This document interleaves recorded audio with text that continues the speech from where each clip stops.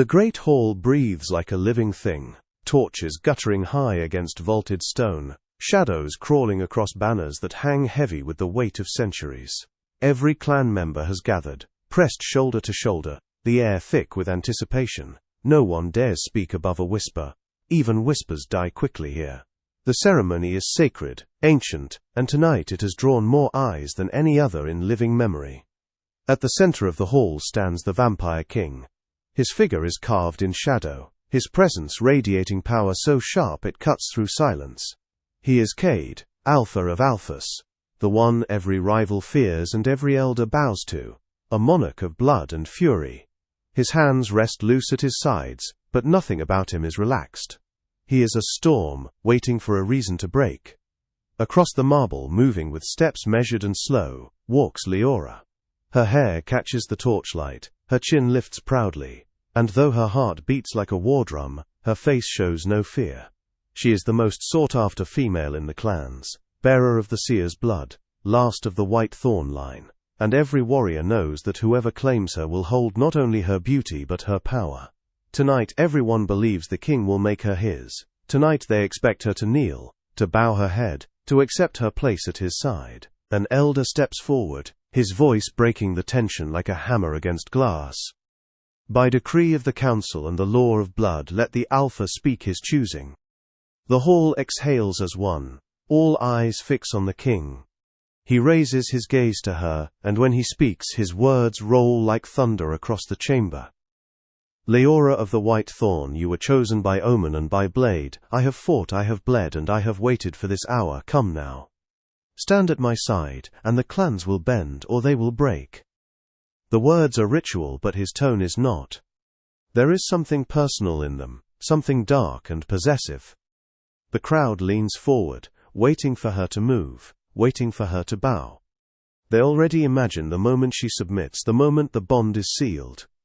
But she does not bow, she meets his eyes, calm, steady. Her voice, when it comes, is like clear glass. Before witnesses, before the law, I answer. She pauses just long enough for every ear to stretch forward, then speaks the words that no one dares imagine. I accept your rejection, Alpha. The hall erupts. Gasps slice through the silence like blades. Shouts, curses, disbelief. A goblet falls from a hand and shatters, wine bleeding across stone. No one has ever spoken such words in this ritual. Not in centuries, not to the king. One elder stumbles forward, his face white with rage. Impossible. The rite forbids such words. This is mockery. This is treason. Another voice, sharp and panicked, calls for guards. Warriors shift in the shadows, hands going to blades, claws sliding out as if tasting for blood. But before anyone can act, the king's fist slams into the marble floor. The sound is like a mountain cracking. Stone splits into a jagged scar that races across the dais. Torchlight flares red, heat rolling through the chamber as his power surges out, a visible wave that makes weaker vampires flinch back against the walls. His voice is a growl dragged from the depths of the earth. No one touches her. The crowd freezes, no one moves. The king has lost control, but his fury is not aimed at her. It is aimed at them. Leora steps forward, closing the space between them, her voice sharp enough to cut through the charged silence. You cannot control me, not here, not now. The elders snarl in outrage, warriors hiss like serpents, half drawing their weapons. The crowd trembles on the edge of violence. They expect the king to kill her where she stands. They expect her to die for this defiance. Instead, he steps into the sigil carved into the floor, the ancient circle where the bond is meant to be sealed. He faces her directly, eyes burning with something none of them can read. His voice is rough, dangerous, yet strangely calm. If I reject you, and you accept, then the bond cannot be forced. The council cannot bind what the king has already unbound by his own will. Is that your door, Leora? Her eyes do not waver. Not a game, she says, a door. We walk out together or not at all. The chamber holds its breath. Every elder, every rival, every watching eye waits for his choice. A single decision will shape the clans forever. Then, with a snarl that rips through the hall like tearing steel, the king rips the royal seal from his gauntlet. The heavy metal strikes the stone with a ringing finality. "Then hear me, I reject her." The gasp that follows shakes the rafters. Elders stagger back, some clutching their chests as if the words were knives. The crowd cannot believe what they have heard. Leora presses her hand to her heart, her voice steady as a blade. "And I accept." The sigil beneath their feet flickers, light guttering like a dying flame, then vanishes into darkness. The ritual is broken. The law that held them both dissolves into dust. Chaos follows. Elders scream in fury, calling for her capture, for her execution. One shouts above the rest, his voice trembling with rage. "Seize them both. This is treason against the crown, treason against the clans." But before guards can move, the king raises his voice, sharp as a blade drawn in war. "Come and try." And the great hall explodes into violence. The first blade leaves its sheath with a hiss that sounds like a snake tasting blood. It is followed by a dozen more, then 100. Steel flashes in the torchlight, and the nearest warriors surge toward the dais, hungry to end a scandal before it becomes a legend. The air smells like iron and old oaths catching fire. Someone shouts an order. It breaks apart under the roar that rolls out of the king as he moves. He does not move like a monarch. He moves like a weapon that remembers who forged it. He meets the first attacker with an open palm that turns a killing thrust aside, then a backhand that sends the warrior spinning into the stone rail, helmet ringing like a bell struck hard enough to crack. Another sword comes at his ribs. He traps the blade under his gauntlet, wrenches the wrist, and drives an elbow into the attacker's throat. Breath leaves that body like a candle snuffed under wet fingers. Leora does not wait behind him. She slides to the edge of the sigil as if stepping out of a cage that has forgotten how to lock. A spear lances toward her ribs. She is already not there. The butt of the spear claps stone where she stood. Her hand rides the shaft inward. Her dagger kisses the gap above the bracer, and the spearman's fingers forget how to close. He drops the weapon, stunned, and she guides him down with the mercy of a quick heel to the jaw. "North Passage," he says, without turning his head. "Not yet," she answers, eyes focused past the immediate threat, as if the room has more layers than anyone else can see. 3 squads from the west balcony in breaths you can count. We move when they commit. They commit fast. Cloaks flood the stairs like a dark river. The council has too much to lose to be cautious. A horn stabs the air, archers shoulder through, stringing bows with the efficiency of men who have done this in other halls under different banners. The first volley lifts. "Down," she says, and the word is not a warning so much as a hinge the moment swings on. Both of them drop behind the cracked lip of the dais as a rain of arrows clatters off the stone and chews torch smoke into threads. Shards of marble bite the air. Someone screams. Someone else does not finish screaming. He rises into the second volley like a man stepping into weather he has chosen. His cloak takes an arrow, and another. His shoulder takes one too, skids off iron, and he does not notice. He is already moving forward into the archers, because the quickest way out is through whoever thought they could cage him.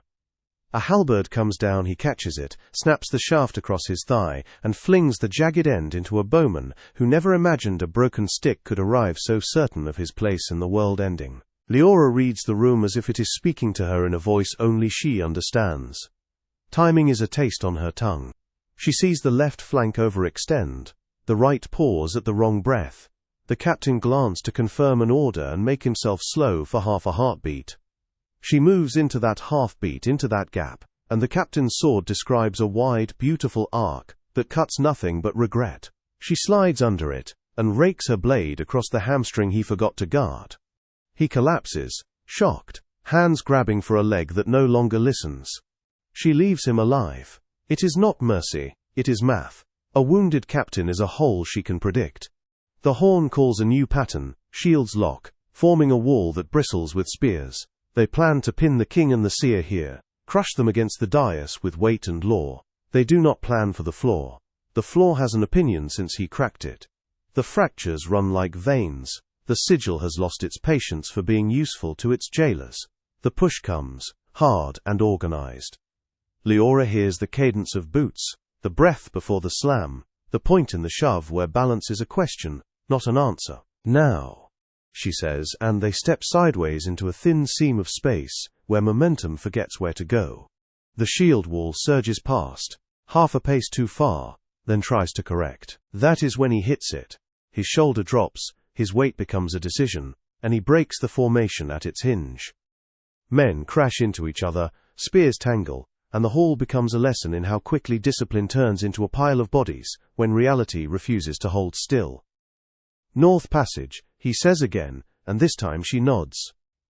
They move together, not running so much as choosing every step, with the precision of a thief, removing a jewel from a crown. A warrior lunges at Leora with twin blades, quick and eager. She offers him a feint that looks like an opening, and costs him his balance. He stumbles forward, she taps the back of his knee and helps him meet the floor. When he finds his breath again, she is already gone. A pair of elders shout for the doors to be barred, a third hisses for the hounds. Someone whispers the old curses reserved for kings, who forget to be obedient to the men who count coin. None of it matters in the circle of motion around the two people the night has decided not to swallow yet. They dive into the North Passage, as another volley rattles off the arch behind them. The corridor is narrow, old stones slick with the tears of a building that has seen too much ceremony and not enough truth. The sound of pursuit comes quick, and many-footed. They will try to seal it at the far end, she says, moving sideways to count niches with her fingertips, as if they are beads on a rosary. The moon through the high window is nearly clear of the arch. When it's past, the ward pulses. A blink, he says. We need it. We'll have it, she says, and for the first time her voice warms like a promise. The passage opens onto a ledge over the inner court. Wind breathes cold against their faces. Somewhere below, water talks to itself in a fountain built to remind men that life can be gentle and still. Above, the moon lifts herself over stone like a queen who never asked for anyone's permission. Boots thunder closer. He looks at the drop, then at her. Count it. 9 as the light clears the keystone. She says, eyes on the arch, the gleam crawling like a slow blade across old carvings. On the 10th, the ward goes soft. It will hold only a breath. Breath is enough, he says, and closes his hand around hers, not because she needs it but because he does. 3 on the stairs, she says. 1 will jump early, he will regret it. The first of the pursuers rounds the bend too hard, sees them and does what desperate men do. He leaps without waiting for the line to form. His hands grab at air. The air declines to be grabbed. He falls past the ledge and cracks against the court with a sound that makes the second man decide to be patient. That patience buys the two fugitives exactly the sliver of time they need. She counts softly. 1, 2, 3, 4, 5, 6, 7, 8, 9. He does not look at the moon, he looks at her. There is a question in his eyes that has nothing to do with wards. She answers it without words. He nods once. Now, she says, and they jump. The world becomes wind and risk. The ward blinks.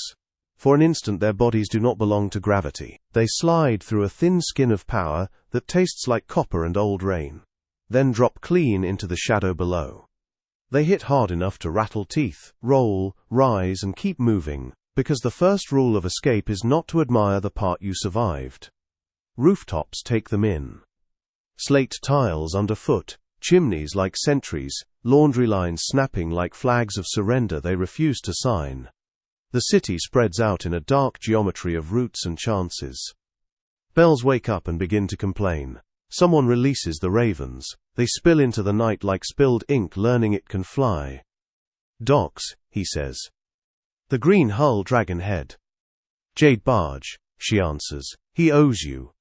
He owes you, he says, and it is almost a smile. Arrows find them before the smile can. One sings past her ear close enough to comb her hair with fear. Another thuds into his pauldron and decides that iron is a god it should have respected. He breaks the arrow off without pausing. She turns, sees the source. 3 archers straddling a chimney line. One with a bow that gleams bone-white in the moon. Hawkbone, she says. He'll aim where you were a heartbeat ago. Move wrong. He moves wrong. The shot goes where he ought to have been. He isn't there, because she said not to be. He snatches the broken arrow from his shoulder and sends it back on a path no one trained for. It punches into an archer's cheek and exits with a small, unceremonious puff of breath. The man goes down like a puppet who remembers he has no strings. She draws, throws. The dagger leaves her hand as if the air asked it to hurry. The second archer's bow hand opens in surprise, and drops everything that once made sense to him. The third takes the message and decides that maybe tonight, loyalty means living long enough to reconsider it later. He vanishes into the dark. "Distance is yours," he says. "You taught me to close it," she says, and they drop to a lower roof, then to a courtyard that was not built for kings or seers, just for people who need a place to hang shirts when the sun is honest. They cut through steam and color. The dye market breathes against them, vats simmering, air humming, with copper, vinegar, heated wool. Merchants start to protest, then recognize shapes, and make choices about which debts they are willing to collect in the middle of the night.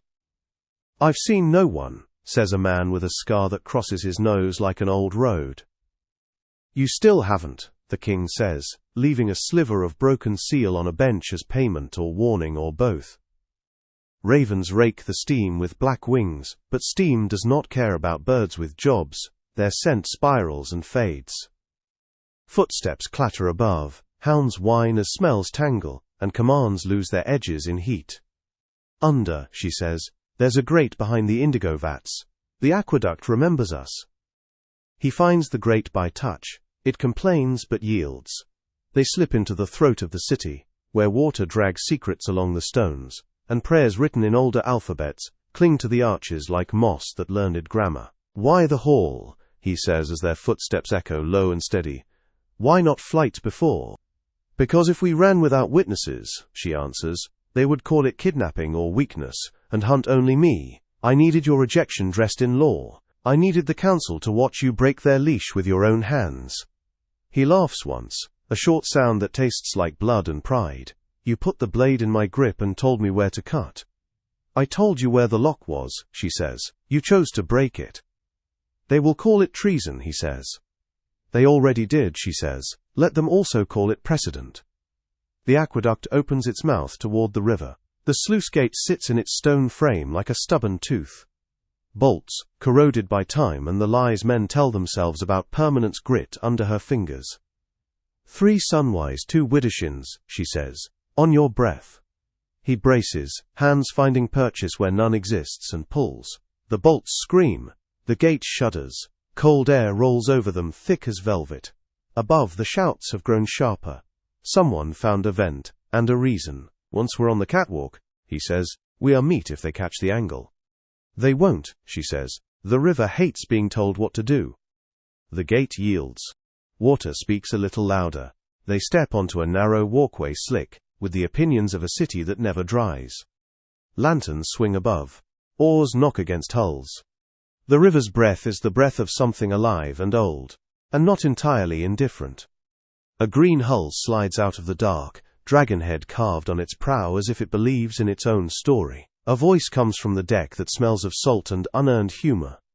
"I heard a king misplaced a crown tonight and found something better. Need air that moves?" "Your debt is calling in," the king says. "It was paid the day she saved my little one from fever that wouldn't listen," the man answers. "Get aboard." A rope ladder splashes against the wood near their hands. Arrows begin to peck at the timbers around them like impatient beaks. He sets a foot on the first rung, and then sets his body between the arrows and the woman climbing. One finds his back and skids into the night without a story to tell. Another takes the rail and decides to live there. They move faster. The ladder rises under them as men on the deck haul like they mean it. Lines are cut. The barge slides, then surges, then remembers current is stronger than anger if you ask it the right way. "You cannot outrun the law," an elder howls from a dock that is already a memory. "We did not," the king calls back, voice calm and bright so it will travel. "We changed it." The river accepts them. It darkens to hide them and hisses at the pursuers that pretend they own the night. Lanterns on lean boats scatter across the water like stars that forgot how to stay in the sky. Orders jump from ship to ship, and the river swallows some on purpose. The deck becomes a small world with edges that move. Below, a cabin breathes oil and oranges and years of men sleeping with one eye open. Above, the lookouts trade fear for calculation. They are faster in a straight run, the captain says, but only fools run straight on a crooked river. They'll try to box the bend, the king answers. They think I never learned to be poor on this water. They think a lot of things, the captain says, and spits into the dark as if leaving a message. She stands at the rail with her eyes unfocused in a way that makes the hair along the arms of men who believe in numbers stand up anyway. They will press to starboard, she says. They will trust a channel that is not there. There is a willow ahead with hands like ribs. Under the rightmost branch the current folds back on itself and makes a pocket you can sit inside if you breathe shallow and remember not to argue with the pull. Veilstone, the king asks. It still listens to certain blood, she says, and the quiet between them is heavy with a fact that has not often been a blessing. Tell me when, he says. When the dead branch kisses the water, she answers, and when the second boat thinks the gap is wide enough because the first lied to it by surviving. Lanterns grow brighter behind them, closer, greedy. The barge drifts as if unhurried, then slides as if oiled by luck. The willow leans over the black water like an old sentinel that retired without telling anyone. The dead branch dips, touches, draws a thin silver line. Now, she says. He draws a knife, opens his palm with a cut precise as a signature, and lets one drop fall. The river shivers, as if someone whispered a childhood name it had not heard in centuries. Mist lifts from nothing, and wraps the hull like a prayer that still remembers what it asked for the first time. The first pursuer blows past them, lamp carving a bright tunnel through a fog that pretends nothing exists outside it. The second follows, convinced by the story the first told with speed. The third hesitates, suspicious in the way of men who have survived by being less confident than their friends. He creeps, lantern high, knife in his mouth like he is ready to bite the night. The mist says no. He curses something sacred, and moves on, because courage sometimes looks like not admitting you are afraid. The barge rocks in the pocket, held by the quiet hand of the eddy. Breath slows, voices fade, the city's long body exhales. The captain laughs softly, the kind of sound men make when they have survived their own plans. By all the drowned saints, he says, I will buy that branch a drink if it asks. They will circle back, the king says. They will, she answers. We will not be here. The mist thins. The pocket loosens its fingers. Oars dip without sound. The barge slides out of its hiding place like a cat, leaving a confession it will not sign. The river ahead widens and grows patient. Behind, the lights split, search, swear and knit themselves into a shape that looks like failure in the language of men who do not expect to learn it. She leans her forearms on the rail and lets the wind comb thoughts not worth keeping out of her hair. He steps close without touching, as if proximity itself is a promise he is careful with. The captain gives them the deck and busies himself with a line that does not need fussing. When dawn comes, she says, we will not be what we were. We have not been what we were since you said those words, he says, maybe since before. They will brand us, she says, traitors, criminals, a warning. Then we will be a warning, he says. To anyone who thinks love is a leash, and law is a cage, he watches the black water pull the city's reflection apart and stitch it back together. He breathes, and the breath does not hurt as much as it did in the hall. It hurts in other places now, the kind that means something is alive. You planned for tonight, he says, but you did not plan for after. I planned for a door, she says. What we walk into is a conversation we will have at every sunrise. I can live with that, he says. You will have to, she says, and the smile that follows is a soft thing with teeth. A lookout on the bow raises a hand, points toward a pale V in the black, where reeds make a hidden inlet. The captain nods. The barge slides toward it like a secret, choosing where it wants to be kept. The city's noises loosen and fall away. The river changes from a weapon to a road, and then to something like a friend who knows when not to speak. They are not safe, they are not cornered. They are not anything that can be named by men standing in a hall counting rules. They are moving, and for the length of a slow breath, that is enough. The river carries them into dawn. Mist loosens its grip and rolls away across reeds that whisper with the weight of dew. The jade barge noses into a narrow inlet, water sliding soft against its hull, as if guiding it to a place the council has forgotten. The crew lowers their voices, careful not to wake what silence is guarding them now. The captain stands at the rail, his grin half a wound, half a blessing. "This is where I leave you. The inlet leads to the old road. After that, no map I trust. The river has done its part. The rest is your story." The king clasps his forearm, grip strong enough to mean respect. "You've risked more than most." The man shrugs, eyes flicking to Leora. "The seer saved my daughter from a fever no prayer could touch. Debt doesn't drown, even in rivers like this." Leora touches his weathered hand, her voice gentle. "You've paid it twice over tonight." The captain looks at her, then at them both together, and shakes his head like a man who knows he has just watched history decide to change clothes. "Bring back a story worth drinking to." The ladder is lowered, their boots land in mud that remembers other fugitives, other dawns.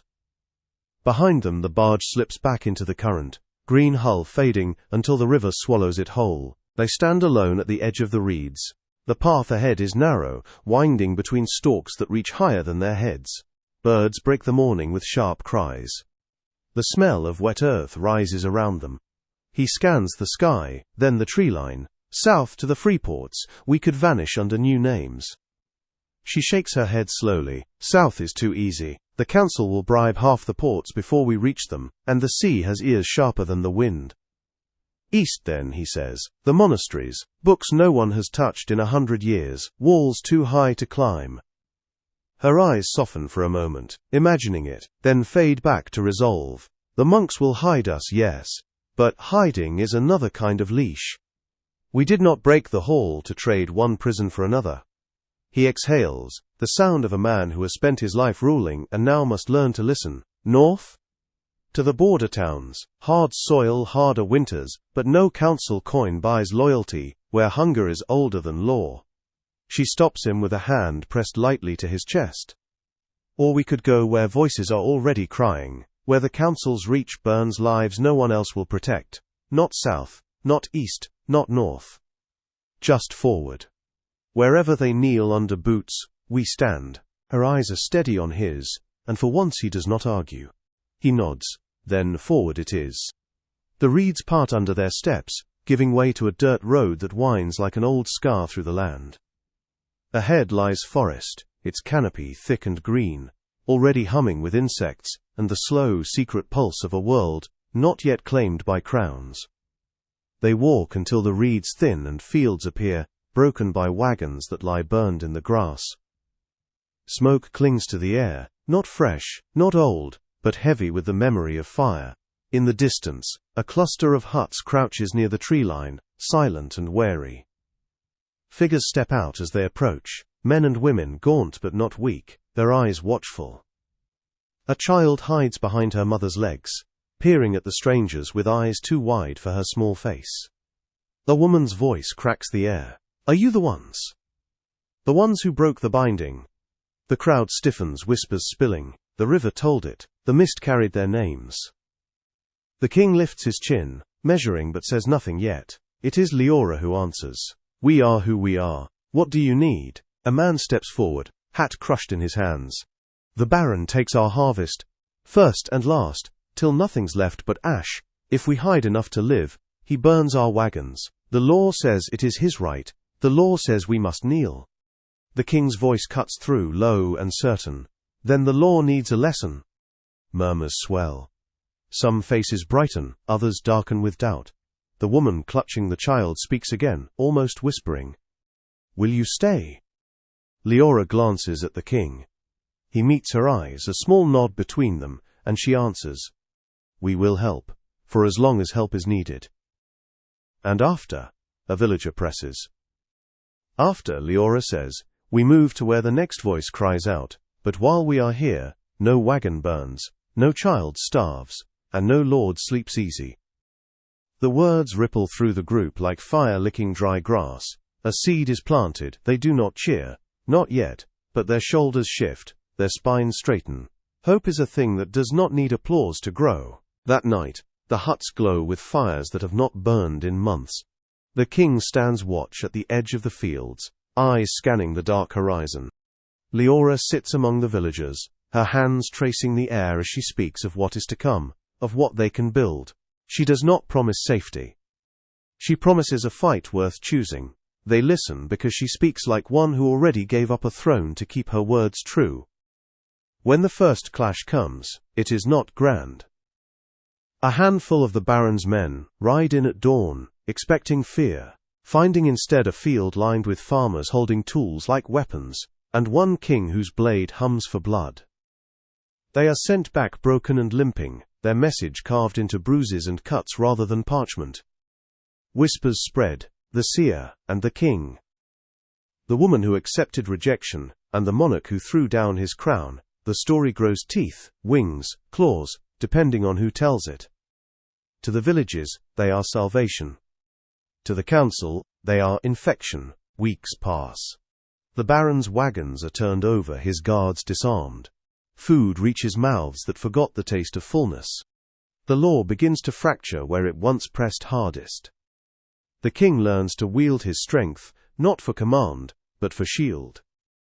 Leora reads the flow of fear and courage, and turns it into victories that matter more than numbers. One night, after the Baron's stronghold is stripped to stone and the villagers stand free for the first time in years, they retreat to the ruins of a chapel covered in ivy. Candles flicker against broken walls, starlight pouring through the roof. The villagers sleep outside, exhausted, while the two of them stand in the half-light. The king faces her, no armor, no crown, only a man who has carried too much weight, and found one reason to set it down. His voice is rough, with something he has never said before. I rejected you before them all, so you could be free. Now, with no eyes on us, no throne, no law, will you walk the rest with me? Not as queen, not as prisoner, just as mine, and I yours. Her reply is steady, fierce, and tender at once.